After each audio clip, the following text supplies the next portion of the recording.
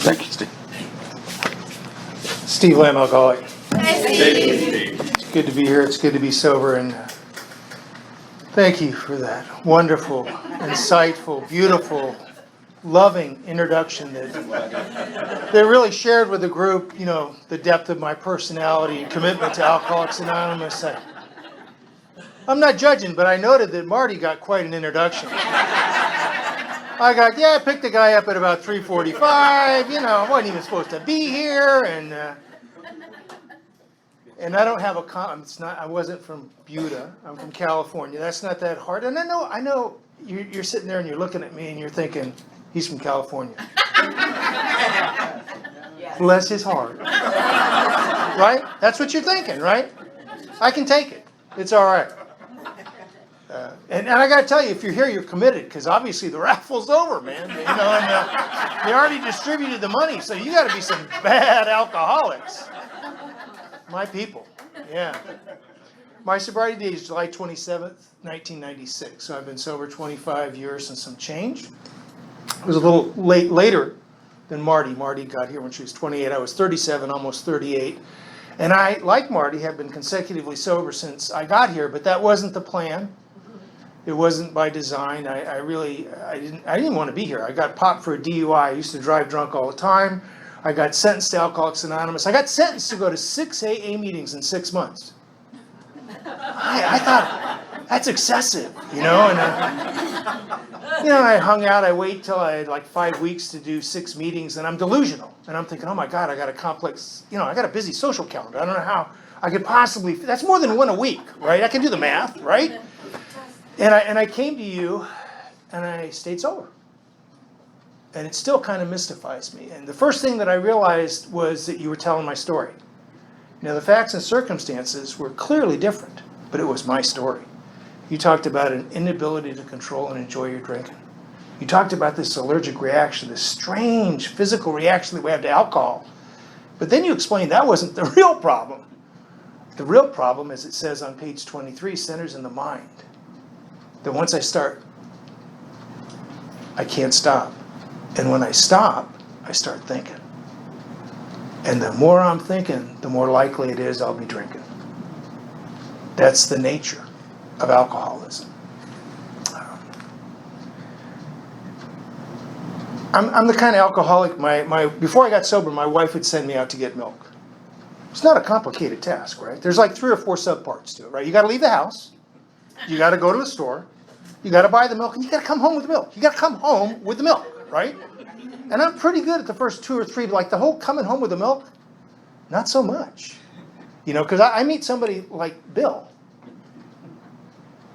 who looks kind of nice, but 20 minutes I learned a bit about Bill. And what happens with a guy like Bill and a guy like you, or a woman like Marty, is you say something to me very benign. Something, would you like to have a beer? Of course I'd like to have a beer. It's like a basic food group, right? It's not even drinking, right? But I have alcoholism. So I go with Bill and I start having a beer. And it doesn't quench my thirst. I get thirstier. I want more, and I'm drinking more beer, but I can't get there. And I want to get there. I don't even know where there is, but I want to get there, and I want to get there now.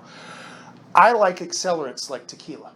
Because beer just is not quick enough, right? So I'm drinking beer, shoot tequila, drinking beer, shoot tequila to get there, right? 3 days later, I come to. I used to call it time travel. I now realize it's blacking out. It's a skill set that many alcoholics have. Non-alcoholics are completely unimpressed with it. We think it's kind of cool. We save time. We meet interesting people, And I'm selfish and I'm self-centered, which Marty talked a lot about, but I'm not entirely inconsiderate. So after 3 days when I come to, I realize, oh man, I gotta go get the milk, right? Yeah, right? You've done this, right, sir? Yeah. And so I go in the store and I get the milk, and because I'm delusional, I come home to my wife, Lynn. I'm like, I'm so proud, because it feels like I just left. I'm like, hey, baby, I got the milk. She's not impressed. She's not annoyed. She's like seriously pissed off because I've been gone for 3 days. And I don't understand the problem. I don't understand why everybody's upset. Everybody's upset. Why is everybody upset? Because of me. And I come into Alcoholics Anonymous, I'm like, okay, I got to stop drinking. I gotta stop drinking. I got it. I can't drink successfully. I gotta stop drinking. So I stopped drinking. And Alcoholics Anonymous, in my view, is experiential. I'm not an authority in AA. I wasn't appointed. I wasn't anointed. They just flew me in to share my experience with you. AA is experiential. You're here to have your experience. Not mine, not your sponsors, not the person to your left or right, but yours.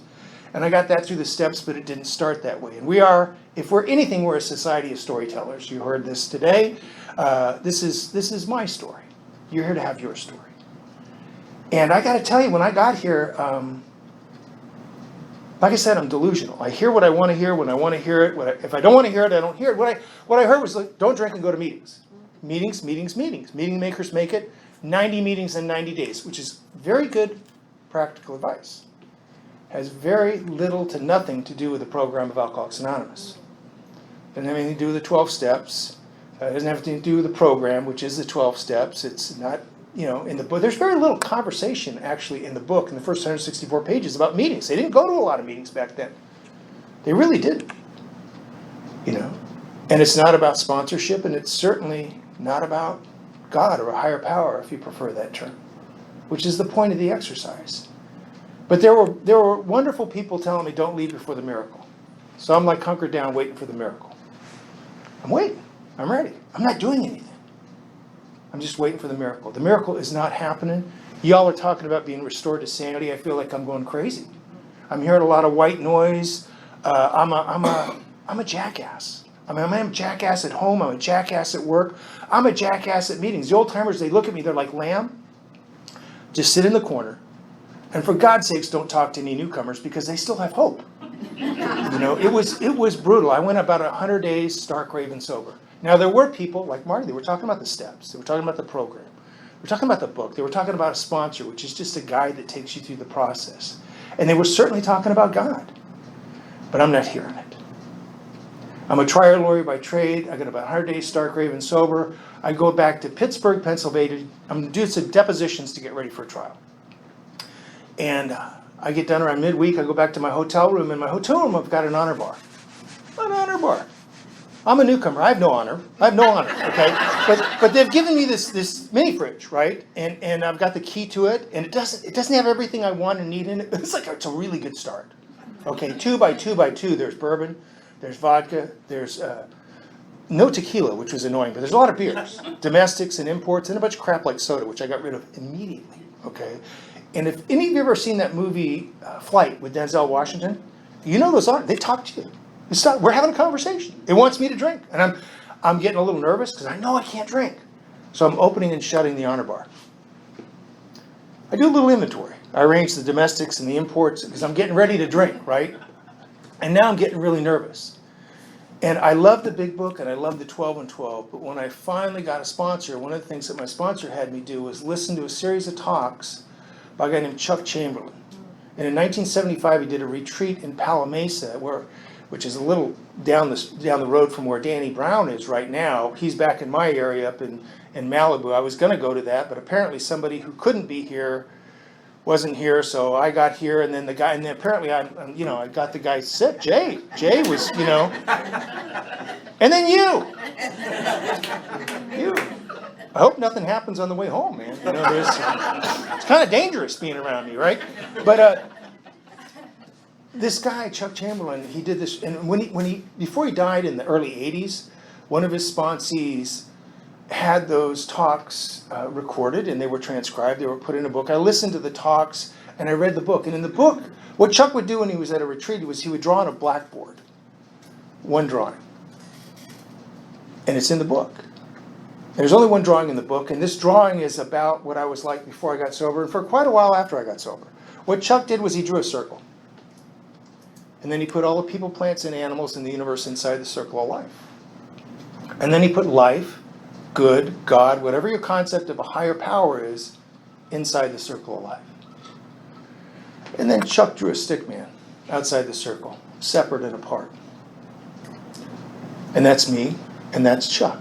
And what keeps us out of the circle of life is a thin line that Chuck identifies as ego, which Marty talked about, or conscious separation from God. In the 11th step, we're striving for conscious contact. I'm a newcomer. I've got conscious separation. The 12 and 12 refers to it as anxious apartness. This feeling of separation is the common delusion, the prime illusion, in my view, of every alcoholic I've ever worked with and spoken with. Every single one of them. And it's not true. But when I'm new, I can't see that. I mean, if you think about it, it is both physically and spiritually impossible for there to be lamb outside the entire circle of life. I'm inside the circle, you're inside the circle, and the greater reality is there's not an edge to the circle. But I can't see that yet. I haven't had a psychic change, I hadn't had an awakening or a spiritual experience, whatever you want to call this process. It hasn't happened to me for you. But I don't drink. You know, you call it the dumb luck of the alcoholic. Norm Alpe used to call it seconds and inches. I would refer to it as the grace of God, but I would have never used that phrase then. Go downstairs, get in a car, fly home. Get up the next morning, I got a newcomer plan. All newcomers have newcomer plans. We all think they're brilliant. Yes. I thought mine was marvelous. I've been around a while. If you've got a newcomer plan after the meeting, come up to one of us. Tell us your plan. We want to hear your plan. My experience is that all newcomer plans are shrouded in a cloud of stupidity that the creator of the plan cannot possibly fathom. So if you'll tell one of us your plan after we stop laughing, hopefully we'll be able to dissuade you from executing your plan. But I didn't have anybody there. I got this plan. And I'd been in the Army. I was in the Army for 13 and a half years. I'd gone through airborne school, Ranger school. I got picked up for selection and assessment. I went through the qualification course, served as a Green Beret for a while. I was over in Beirut in 1983 when it was rather interesting. They eventually sent me to law school. I got a law degree. I went back, did special operations as a lawyer. When I got out of the Army, I was in the Pentagon. I was a major. My job duty was I was the intelligence oversight advisor for the United States Army, which should concern you. And I got out in 1993, and I'd cut some things. And it's a program of honesty. But I didn't even think of it as stealing. I didn't have a book. I didn't read the book. And I didn't even think of it as stealing. I just thought, this stuff might come in handy one day. I had a kit bag, a go bag. I had some weapons, some demolition. I had 13 passports in it. These have got my photograph. They're from different countries. And I just kept these.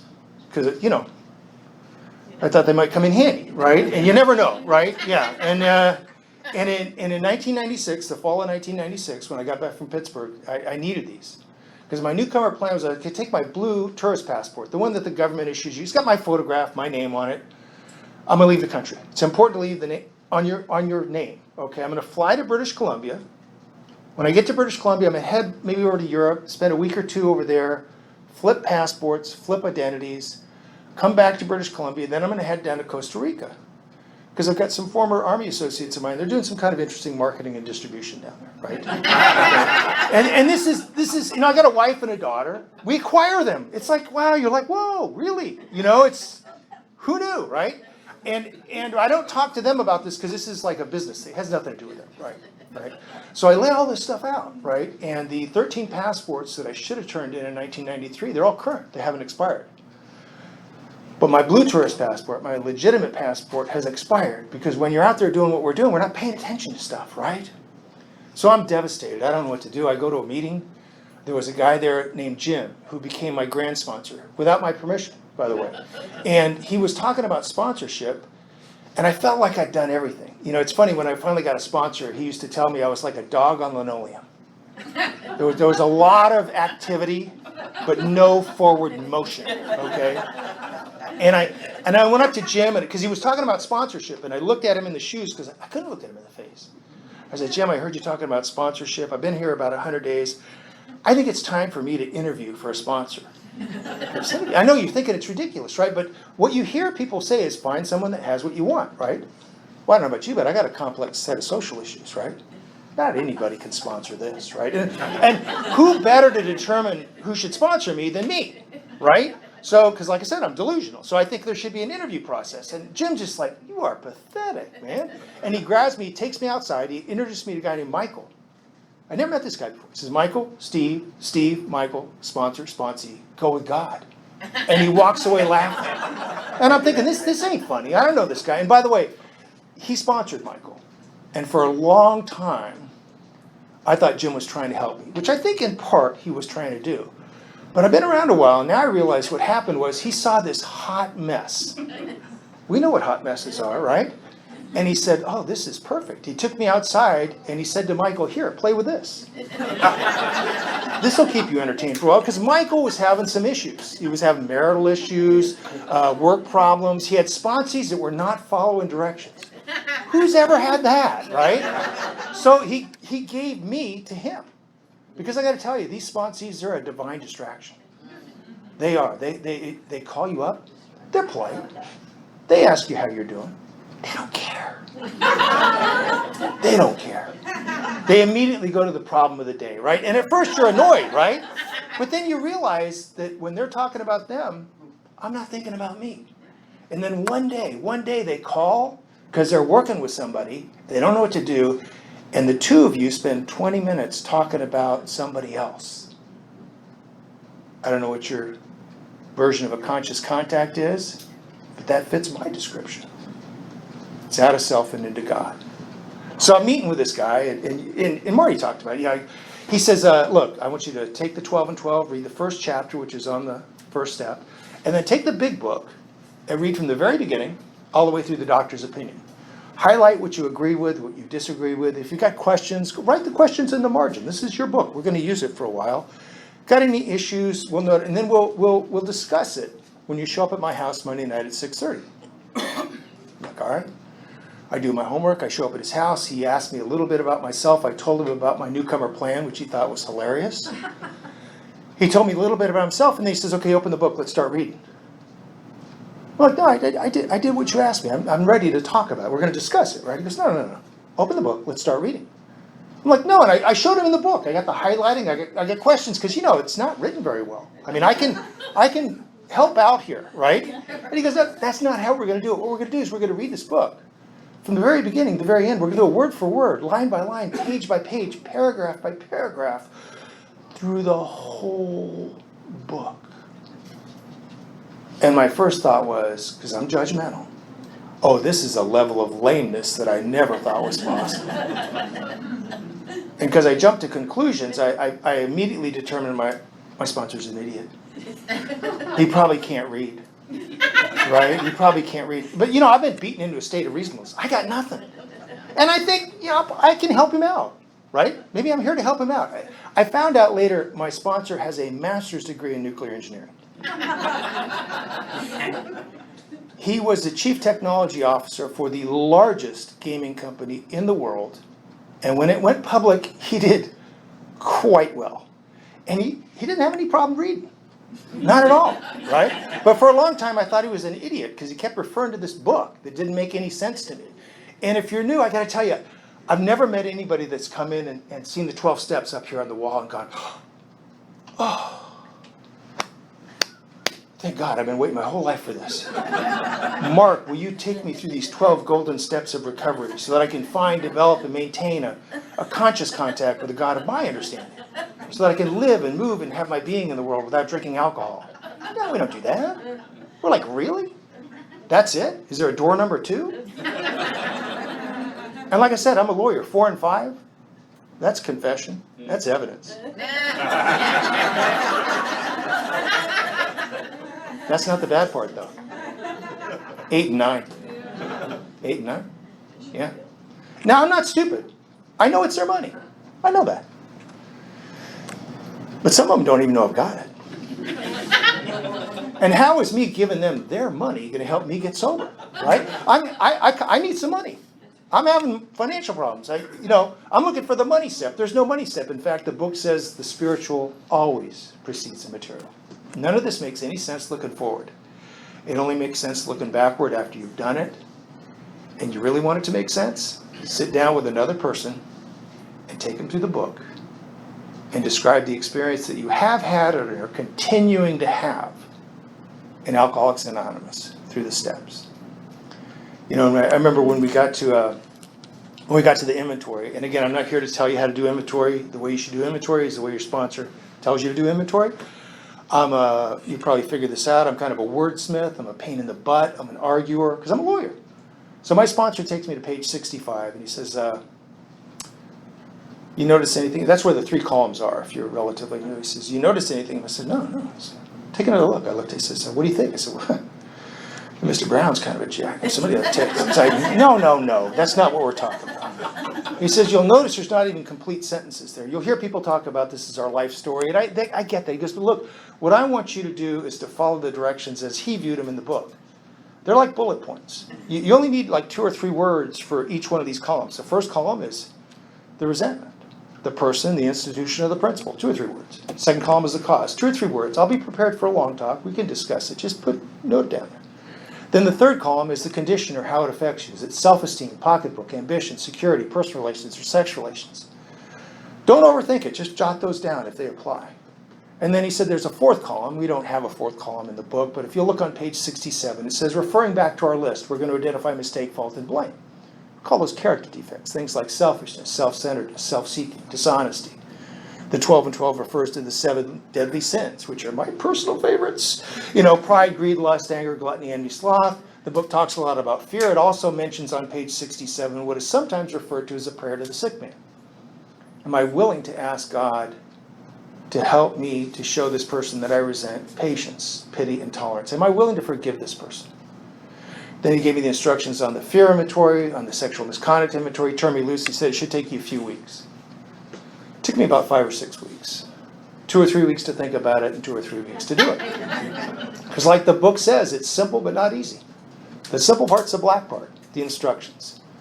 The not easy part is me and my ego, which tries to separate me from you and from God. The latter's impossible. The former is possible, but very uncomfortable. I finally get this inventory done, and I show up at his house, and I'm going to do my 5th step. And for the people, is there anybody here in their first year? We don't buy it. You can raise your hand. It's okay. All right. Well, I'm going to tell you the first. Back on the couch. There you go. I'm going to tell you the first. I'm going to tell you the first person on my inventory. Even though we share in a general way, I want you to understand how simple this process can be. Okay. First person. First column. I'm resentful at 2 words. My father. Second column. The cause. Deserted me. Now I'm 4 or 5 years old. I'm growing up in Las Vegas, Nevada. It's the early 60s. My father's in the Air Force. He goes to Vietnam. He doesn't die there. He just stays there for quite some time. He does a couple of tours in the Air Force. He joins an outfit called Air America. He meets a Thai woman, Lien Thong. Marries her. Apparently before he divorces my mother. I've got a half-sister, Peck. I've never met Peck. I've never met Lien Thong. And I'm 38 by the time I'm writing this inventory. I've hardly spoken to my father a few times in 3+ decades. What does it affect? The third column? Everything. Everything. Self-esteem, pocketbook, security, ambition, personal relations, sex relations. I mean, other than that, it's going pretty good.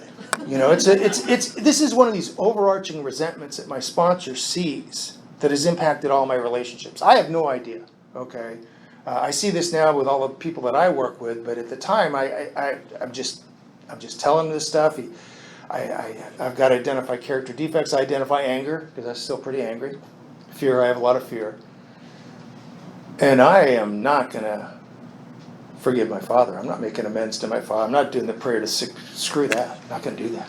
So I read this to Michael, and he says, let me get this straight. You're resentful at your dad, right? Yeah. And if I understand you correctly, you've got some residual anger, you've got a lot of fear, and you don't want to forgive your father. You don't want to make amends to your father. I'm like, that's right, Michael. I know I've read ahead. I know there's an 8 and a 9. It's not going to happen. It's not going to happen. He goes, look, we're just doing the 5th step tonight, but I got a couple more questions. You remember you came to me and said, yeah. I go, so you'd come back from that business trip and you had that plan you had. Remember that plan? Yeah, the passports and Costa Rica. You're going to go to Costa Rica? Yeah. Now, you got a wife and you got a daughter. You never said that you were planning on deserting your wife and daughter, but is there a functional difference between what you were planning on doing and what your father actually did? My first thought was, this is not going the way I thought it was going to go. And I put my head down and I muttered something to the effect, well, if you look at it that way. And that's why, in the 5th step, we admit to God, to ourselves, and to another human being the exact nature of our wrongs. Because I can't see it. I cannot see it. I need somebody, in this case, my sponsor, to hold a mirror up to me to reflect me back to me. Now I'll tell you, this is a spiritual experience, not the white light kind, it's more like the black light kind. What do I mean by that? You ever seen the movies where they have the murders happen, right? So the detectives come in and then they bring the plainclothes people in and they put the yellow tape up, they secure the area so nobody bothers it. Then the CSI comes in, the crime tech, they got the little toolbox, right?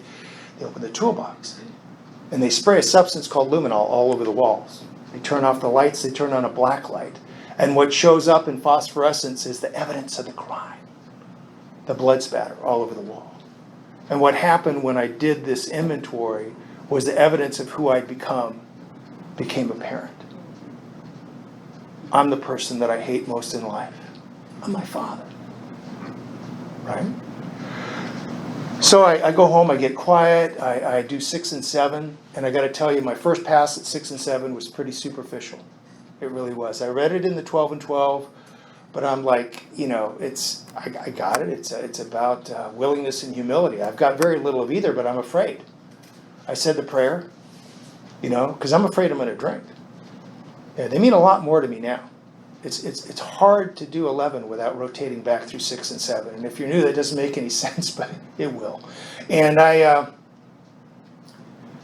look on page 76 and it says, we have a list of those we have harmed and to whom we're willing to make amends. We made it when we did our inventory. I thought, well, crap, if I'd have known that, I would have never put my father on the list, right? I'm a lawyer. I'm flexible. I just took him off the list. So I got this list, and I show up at my sponsor's house. He doesn't trust me. I have no idea why. Let me see the list. I show him the list. He goes, your father's not on the list. I'm like, you're damn right he's not. I told you he wasn't on the list. He said, do you think you're any better than your father? No.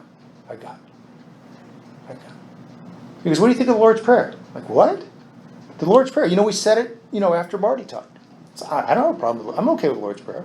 Some people don't like it. I like the Lord's Prayer. I'm okay with the Lord's Prayer. Because what about that clause in the Lord's Prayer? It goes like this.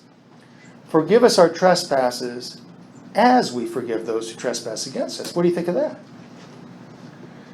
I think it's a damn trick question. That's what I think. I'm not, I'm not stupid. It's a spiritual truth. It's a maxim. I got it. Because do you see how? Yeah, you willing to do it? No, absolutely not. Take me to page 99 in the 12 and 12, the 11th step prayer. It is through forgiving that we are forgiven. What do you think? Yeah, I see how that could work. Are you willing to do it? Nah, not a chance. Not with my father. He goes, okay. Step 6 and step 8 are a lot about willingness. Are you willing to pray for the willingness? Sure. All right, you pray, I'll pray. Meantime, start making amends. So I'm in this 9th step process. I'm starting to pay back the money. I make amends to my wife. I'm back in the big bed. I don't quite have the crossover privileges that I think I deserve. Things are going better. I'm in this active 10-step process. I'm even doing the evening review that it talks about on 86. And I'm praying and meditating. I'm trying to get into conscious contact with this thing that I don't really understand, frankly. And I got to tell you, if you're new and you're having a problem with God, that's not the problem. For many of us, that's the oldest of our old ideas. The oldest of our old ideas. In Alcoholics Anonymous, if you have a spiritual practice or a religious practice, we have no quarrel with that. In fact, we talk about how be quick to see where religious people are right. Okay, we're just suggesting if you keep drinking, maybe lay the steps over the top or whatever you're doing. If you got a problem with God, don't worry about it. The big book uses the word God over 100 times. It also says creative intelligence, universal mind, higher power. At one point in time on page 13, Bill refers to God as my newfound friend with a capital F. Who doesn't want a friend, right? If you've got a problem with God, why don't you use it as a placeholder for a word that will be filled in with the experience that you have by working the steps. I had some issues. I remember he's like, you don't want to find God? I'm like, Michael, I not only don't want to find God, I'm kind of hoping he doesn't find me. I mean, I'm not going to go into detail, but as a Green Beret, my job description was to go to strange and exotic lands, meet strange and exotic people, and teach them how to kill each other. This was not classroom instruction. You talk about, not regretting the past or wanting, whew. I had to make amends to a country. So I'm concerned about this. My sponsor said, yeah, do you like music? I'm like, yeah, I like music. Do you know anybody that doesn't like music? I said, no, everybody likes music. What type of music do you like? Personally, I like blues and rock. That's what I like. Well, if you were talking to somebody that liked classical music or country western music or jazz or rap, would you insist that they listen to the music that you like to listen to? I said, no. You obviously like the music that you like. He said, that is exactly like the concept of God or a higher power in Alcoholics Anonymous. We're just suggesting that you get into rhythm and harmony with a tune that makes sense to you. We're not telling you what the tune is. If you seek it, you'll find it. Then he says, do you ever sing in the shower? That's kind of a personal question, but yeah, I do. Do you always know all the words to all the songs? No, because exactly. It doesn't matter. If you start humming along with us, you'll find it. And the cool thing is you can change your mind in AA. That's why it's not a religion, based on your experience. I sponsor a lot of guys. I get guys who are Protestant, Catholic, converted back and forth. I've got a Buddhist who is not from Buddha. I've got a Hindu. I've got a Muslim. I've got a Druid. I'm talking Stonehenge. I don't get it. Makes no sense to me. I don't have to. I've got guys that find a God of their understanding walking through the woods or on a surfboard out on the Pacific Ocean. I got one guy who's Jewish. He likes Buddhism. He calls himself a Buju. Welcome to Alcoholics Anonymous. It's all good. But I'm not making amends to my father. You know, I'm trying to practice the principles in all my affairs. I'm trying to carry the message, and I know I got all these guys that are coming to me. We're reading this book. They're getting sober. They're sponsoring other guys, but I'm not making amends to my father. But I made some pretty significant amends. One of the biggest amends that I made, Marty talked about not regretting the past or wanting to close the door on it. One of the biggest amends that I made was to my daughter Ashley. Ashley was born with cerebral palsy, seizure disorder, cannot walk, can't talk. Is fed through a feeding tube. She would have 50 to 100 tonic-clonic seizures a day. You know, she'd just have spasms every once in a while. Every few months she'd have a grand mal seizure, her heart would stop, her breathing would stop, they'd have to paddle her back to life. And one of the many things that I am not proud of is before I got here, for quite some time after, I resented my daughter. And I've done a lot of inventory about this. What are the underlying causes and conditions? My selfishness and self-centeredness. I thought I had to take care of her rather than I got to love her and be her dad. I thought maybe God was punishing me for the stuff that I'd done by giving me this daughter that was disabled. And she was a lot of work. But I am a father. I know deep down this ain't right.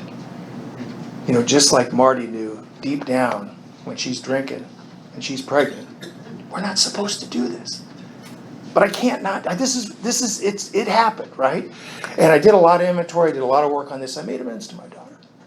And a father was restored to a daughter, and a daughter to a father, and it was beautiful. And because she was so medically fragile, she actually lived almost 100 miles south of us in San Diego. That's the only facility that was right next to a hospital, because like I said, she'd have these seizures.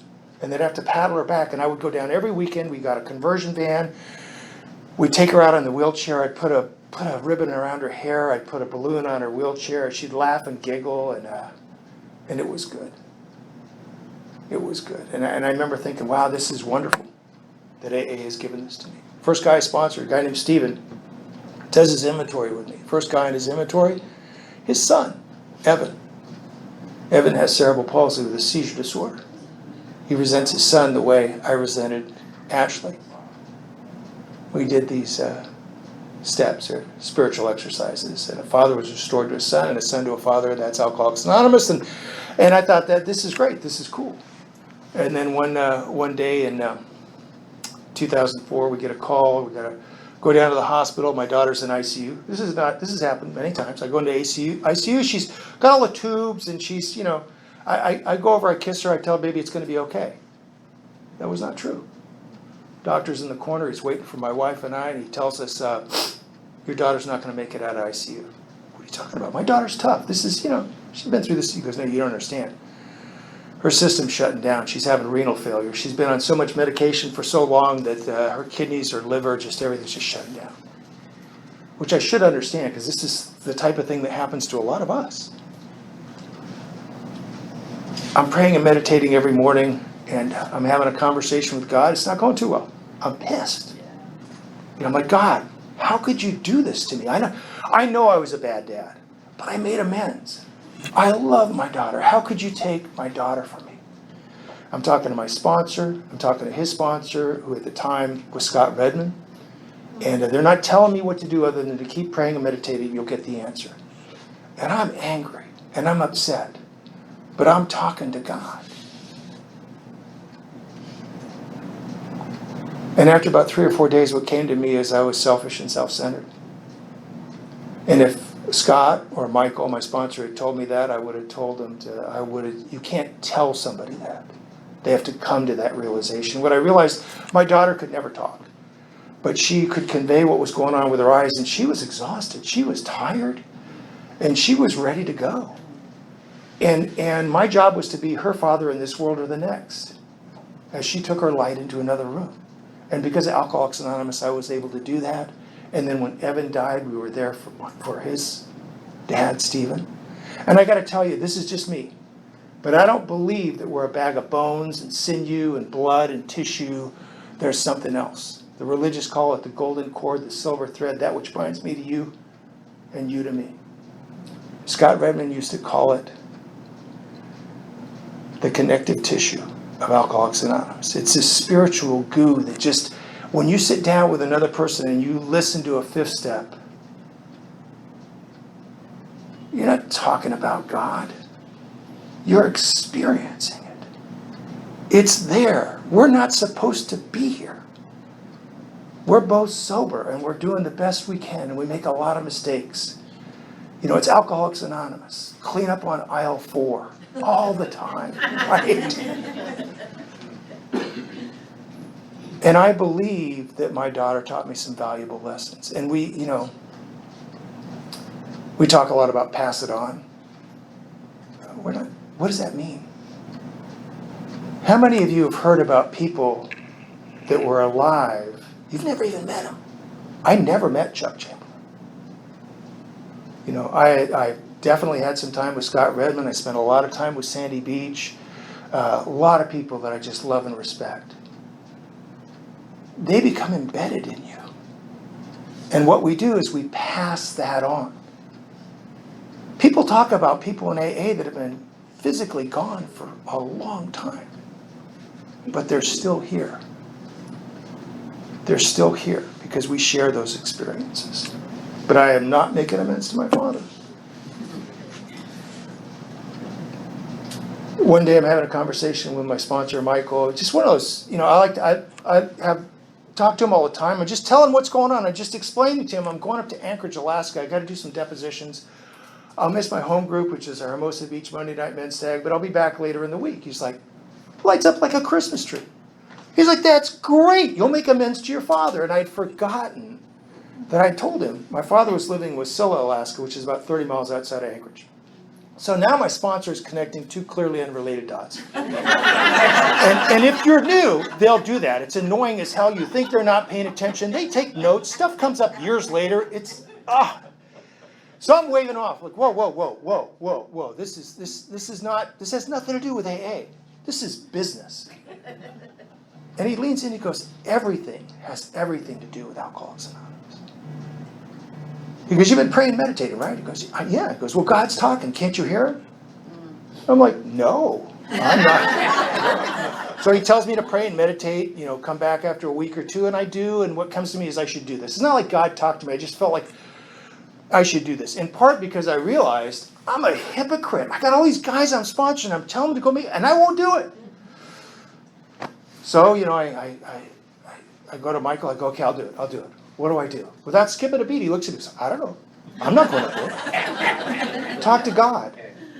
I used to call him the cosmic cupcake, the mystic muffin. It didn't matter what the question was. The solution was always God. He would say, pray and meditate, ask for guidance and direction, and then hold fast for the answer. Don't forget, God, whatever he, she, or it is old and slow, does not wear a wristwatch. It doesn't seem to have a concept of time like we do.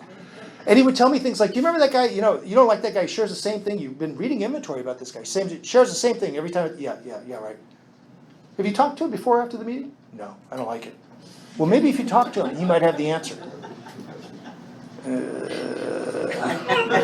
Or you might be in the grocery store, and if you pay attention, you might hear it. It could be two kids arguing, we talk about one day at a time. We're not talking about, not drinking. I mean, it's a moose. They're not drinking, it's a big part of Alcoholics Anonymous, but what we're talking about is being here right now. We've had a spiritual awakening, we've got to stay awake, which ain't easy. So I'm like, all right, I call my father, he says he'll see me, I fly up to Anchorage, I don't know what I'm gonna do.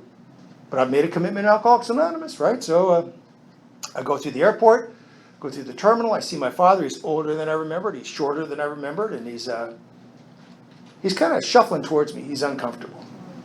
I am striding towards him with purpose because I've made a commitment in Alcoholics Anonymous, I got no idea what I'm gonna do, okay?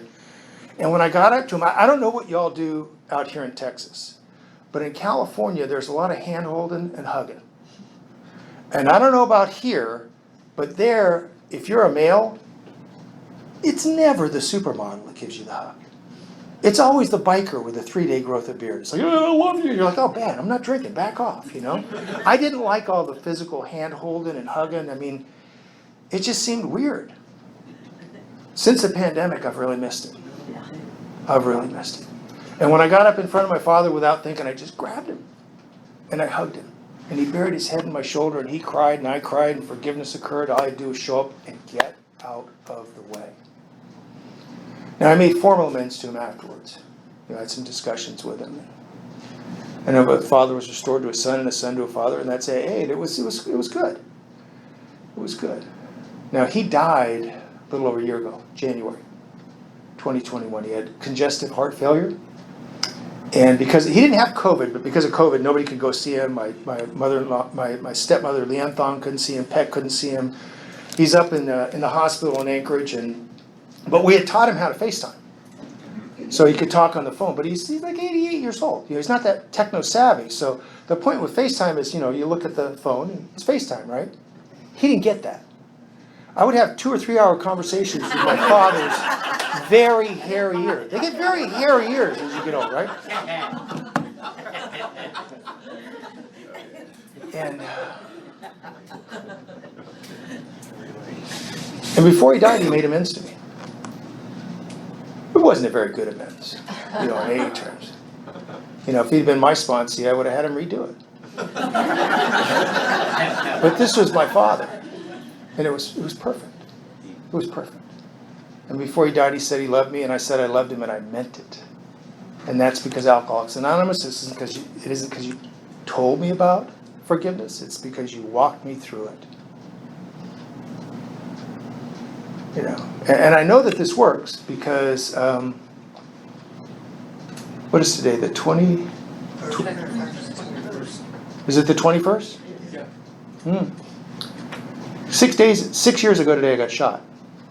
I've been shot before. I was shot in the Army once, but it was kind of a minor flesh wound. This was pretty significant, though. I was up in Badger, California, which is right next to Sequoia National Park. It's a beautiful area. It was a Saturday morning. I'd had breakfast. I'm back in my cabin. I'm minding my own business. I'm sitting on my bed. I'm not bothering anybody. The guy upstairs from me decided it would be a good time to clear his Glock 9mm weapon, which is ordinarily not a problem. I got no problem with handguns, but he missed a rather critical step. He forgot to remove the magazine. So when he pulled the slide back and released the slide, he actually jacked around. He pointed it at the floor that he was on, which was the ceiling above me. He pulled the trigger. That discharged around. It went through the ceiling above me. It entered right above my heart, right here, and it lodged in my sternum. This will get your attention. And I got to tell you, I grabbed a towel and I yelped the first thing I could think of, which was a shortened version of fire truck. I apologize. And I'm checking for an exit wound. I'm stopping the bleeding, and he comes running downstairs. He comes around the corner. He's like, "What happened?" "You shot me. That's what happened." And he starts freaking out. He is freaking out because he's had an accidental discharge. He's just shot a guy. The guy's bleeding from the chest. I'm sure he's concerned about me, but he's probably also concerned about the potential criminal liability for shooting somebody. Then a very, really weird thing happened. I started trying to calm him down. Yeah. I went right to forgiveness. I didn't have any resentment because of the steps and because of the God of my understanding that I got here. I'm not resentful. I'm trying to calm him down. But I've been shot. I got to go to the hospital, right? So he takes me down the hill to Visalia. We go to Kauai Medical Center, which is a local hospital. I go into the emergency room. They look at me. They ask me, can we help you? I'm thinking it's pretty obvious, right? But I tell them, I've been shot. Now, when you tell them you've been shot, you go right to the head of the line. They don't care. They got like 12, 13 people working on me. I'm on a gurney. They do an overhead x-ray.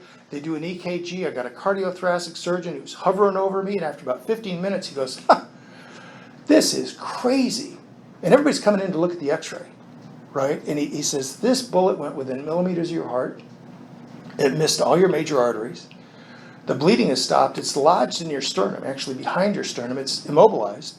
The bleeding stopped. It's not looking like it's moving. We're going to observe you for a few days, and we're probably going to kick you loose. But he said, we noticed it when we did the EKG. You've got this thing called an atrial flutter, which is like AFib. Your heart is periodically spasming, which is not surprising because a bullet, just went right by it, right? So he says, look, you're going to need to see a doctor about this, see a cardiologist. You might need medication or some form of treatment. So I get released. I go down where I live in the South Bay, and I go to my doctor. Dr. Carlson does an EKG, and he comes. He says, yeah, you've got an atrial flutter. He says, look. This is not that uncommon. There's a procedure we have. It's called a cardioversion. Like, really? He goes, well, you've seen in the movies where they take the paddles and they shock a guy? I'm like, yeah? He goes, well, that's barbaric. We would never do that to you. What we're going to do with you is we're going to tape these pads to your chest. They're going to be hooked to electrodes. And then we're going to hit you with a jolt of electricity. That will stop your heart. We will wait 5 to 7 seconds, and then we'll hit you with another jolt of electricity. It'll restart your heart, and hopefully it'll be in sync. And I'm like, Doc, I'm not that quick on the uptake. But that sounds like you're going to kill me. He's like, oh, no, we don't like to look at it that way. No. And it's a controlled procedure. I've done it hundreds of times, and you'll be in the hospital. I'll be attending. And by the way, before the procedure occurs, there will be an anesthesiologist. And the anesthesiologist will give you something that will make you comfortable.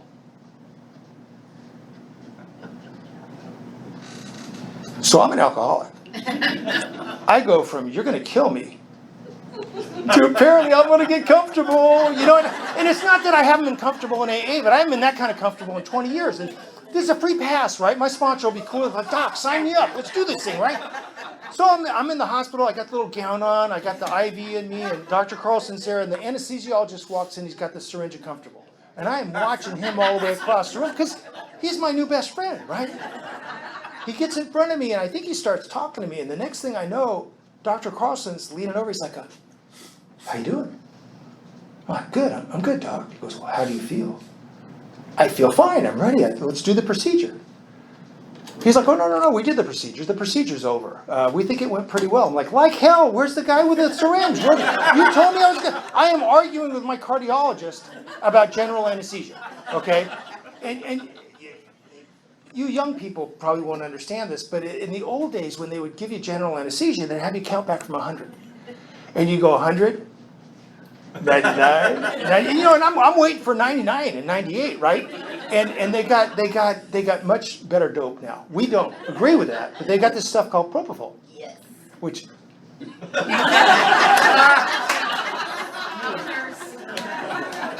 love it. We love it.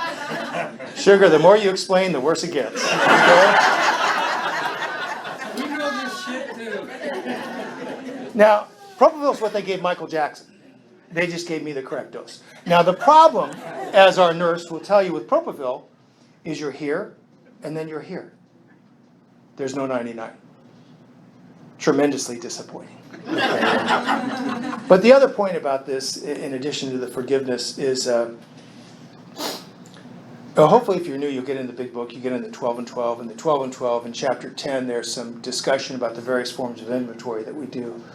They also mention the fact that we like to take an occasional retreat to get away from the clamors of the world. We go to a safe, serene, secure environment, which is where Danny is right now, at Sarah Retreat Center. Okay? The point of a retreat is it's a safe, serene, secure environment where somebody, usually with some time, maybe helps us with some step work, or we do some spiritual exercises, but it's a safe, serene, secure environment. I got shot on an AA retreat.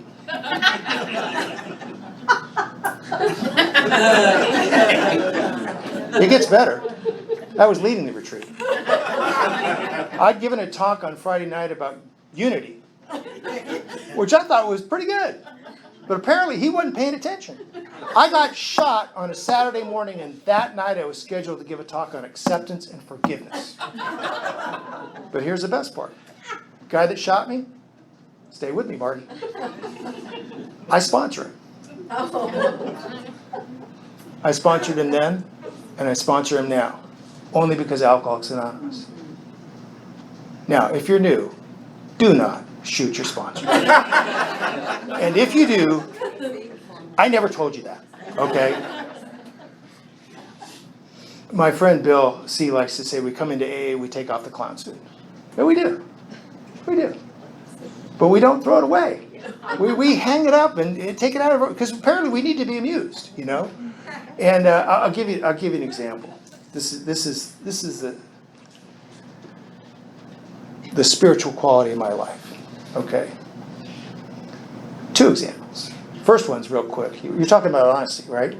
Truthfulness.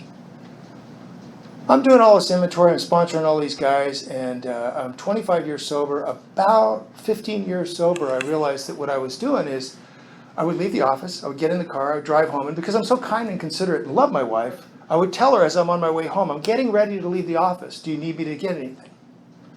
And that sounds nice, right? I'm lying. I've already left the office. Why am I lying? I don't know. I need an extra buffer. Something might happen. I have no idea why. I'm just lying, right? And I don't even know that I'm doing this for years. At about 15 years, I realize I'm doing this. So I should stop, right? I can't. I can't. I just can't. And I'm making amends for it. I look like an idiot, you know. And I tell my wife, she goes, "Why'd you lie?" Well, I don't know. I don't know. You know, there's a part of the book that says every once in a while you may tell the truth. You know, I mean, it's like, wow. You know, I'm lying. I don't even need to lie. Scott suggested that I read inventory to the guys that I sponsor about this. That'll give you a dose of humility. I thought it sounded like I didn't do it for a while. Then I finally started doing it, and I did it less. It took me a few years, but I don't do that anymore. I don't do that anymore. But that was 15 years sober. But there's a better one. I've like 2-3 years sober. My wife clearly does not appreciate all the hard work I've done for us. Clearly. The way I know this is because, yeah, I'm back in the big bed, but every night she takes the trash and recycling and she puts it on the stoop. So I'm just really the trash and recycling guy. I'm pissed. I take it, I put it in the recycling, I put it in the trash, I write a little inventory, I go to Michael, I want to talk to him about this. Before I can even read the inventory, he asks me a question. He says, "Well, that's interesting. Have you talked to her about it?" "What? You've talked to Lynn about it?" No, I'm talking to you about it. He goes, "Well, why haven't you talked to her about it?" "Well, I don't know if you know this, Michael, but I've been, married at the time over a decade, and I said, frankly, I know what she's thinking before she thinks it." Okay. We call that mind reading. It's a pretty significant character defect. But if you're not willing to address that or admit it, you got to pray and meditate, ask God for guidance and direction. So I do this. I get quiet after a few weeks. What comes to me is patience, tolerance, love, and understanding. It's all over the book. You guys are talking about it. I hear it when I hear it. This is one of the amazing things about AA. You could be working with somebody for months, suggesting that they do inventory, make amends, go to meetings, whatever it is you're suggesting, they're not doing it.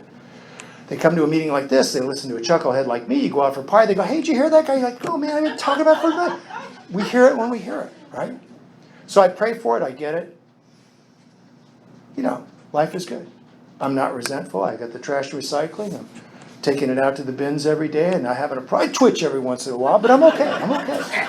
And because I'm so spiritual and I don't understand this spiritual pride thing, not for me, but I'm telling all the guys that I work with all the great work I've done in Alcoholics Anonymous so they really appreciate the value of what could happen in their lives, right? I am a jackass. I'm totally ensconced in spiritual pride. I can't see it. My sponsor thinks it's hilarious, right? But I'm telling all these guys about this, right? This goes on for not long, 7 or 8 years. We get a dog, Zoe, beautiful golden retriever. I love that dog. She died a couple years ago, but when she was alive, I would take her for walks in the morning. She would do her business. She'd poop. I'd put it in a bag. I'd throw it in the trash. On evenings like tonight, when I would go to a meeting, my wife would let Zoe in the backyard. Zoe would poop. My wife would put it in a bag. Did she put it in the trash? No. She put it on the stoop with the trash and recycling. Something spiritual, but now I got dog crap, Michael. I got dog crap. I got dog crap. He goes, well, have you talked to her about it? No, I haven't talked about it. I said, well, pray and meditate. Pray and meditate. Patience, tolerance, love, and understanding. So I get it, and I tell all the guys what great work I've done. I go on. This goes on for another 7 or 8 years. One day, I think I'm about 17 years sober, I go out the front door instead of the side door. I don't get the trash, recycling, and poop. I go to my office. It happens to be a Monday. My home group meets on Monday night. I'm in the office. I realize, oh, man, I didn't get the trash, recycling, and poop. I go home. I got to make amends, right? I got to make amends. So I wait for the right time. We're eating dinner. My wife and my 2 daughters are there, and I say, Lynn, you probably noticed I went out the front door instead of the side door. I did not get the trash, recycling, and poop. I know that's my job. I apologize. I'll do better next time. She's like, what? Okay, pause when agitated, right? So I tell her again, baby, the trash, recycling, and poop. I've only been doing it for over a decade, and I didn't get it this morning, and I know it's my job, and I'll do better next time. She's like, what are you talking about? So now my head's like a rotisserie, right? So I tell her one more time, and I tell her real slow. And by the way, guys, they love it when you talk to them real slow. To make sure that they understand, right? So I get done, and my wife looks at me, and she's like, Steve, I don't know what you're talking about. You know we've got, the trash recycling bins are out there. We got raccoons, we got possums. We've had coyotes come down from the peninsula. They've been taking some of the small dogs. It's kind of creepy out there. I don't like to go out there at night, so I'll leave that on the stoop. I figure I'll get it in the morning, or the girls will get it, or you'll get it, but I don't leave that there for you. Like I said, I'm not that quick on the uptake, right? But I'm spiritual. So I look at my wife and go, love you, babe, I got to go. Because I can't talk to her, right? I can't talk to her. I got to go to my home group. They'll understand, right? Oh, hell, they think it's hilarious. They take me around, all newcomers. Oh, Lamb, tell them what it's like to be 16, 17 years sober. Tell them. I'm like, oh, my God. My sponsor said there's good news and bad news. I'm like, all right, what's the bad news? There's the bad news that never ends. What's the good news? The good news is the same as bad news. It never ends. And you're an AA, and there's always something to do and somebody to do it with. And if you're new and you don't have that person, I hope you find that person. I want to close with this. Just bear with me real quickly. I like to think of AA as God's amusement park. What do I mean by that? We've all been to amusement parks. You have to pay the price of admission, right? The price of admission to God's amusement park, Alcoholics Anonymous, is extraordinarily steep. Nobody asked you if you wanted to pay it. They reached up into your soul and you paid it. But you're here. You're in God's amusement park. You look around, you'll notice that there's some meetings. There's groups, there's meetings, it's kind of cool. You also look around, you'll notice there's like these 12 rides they call the steps. And if you pay attention, you'll see that the people that are going to meetings seem to be pretty happy, but the ones that are going and hanging out by the rides, what they're doing is they're saying, take the ride. You don't have to take the ride. You don't have to go to the meeting. In fact, they're just suggestions. You can leave God's amusement park. But Alcoholics Anonymous, God's amusement park, is like those high-priced parking structures. There's no in and out privileges. You're going to have to pay another price of admission. And you may not be able to do it. The rooms of Alcoholics Anonymous are littered with empty chairs of men and women who couldn't pay that price. But hey, you're in the park. Enjoy the park. Go to the meetings. But if you look at the people that are by the rides that are beckoning you, I don't know that they're happier. They're goofy as shit, though. These people are just nuts. And they are on fire with life. And when bad stuff happens, they talk about it and laugh. And when good stuff happens, they talk about it and cry. And if you get on the ride with these people, they'll tell you when to throw your hands in the air and hoot and holler and have a good time. They'll also tell you when to duck and cover, because you'll have to do both. But if you go on those rides with those people, what will happen is you'll find yourself standing by the rides. And you'll be beckoning the next man or woman to take the ride. And you'll stay in the park. So if you're here, welcome to Alcoholics Anonymous. I really hope you take the ride. Thanks for having me here.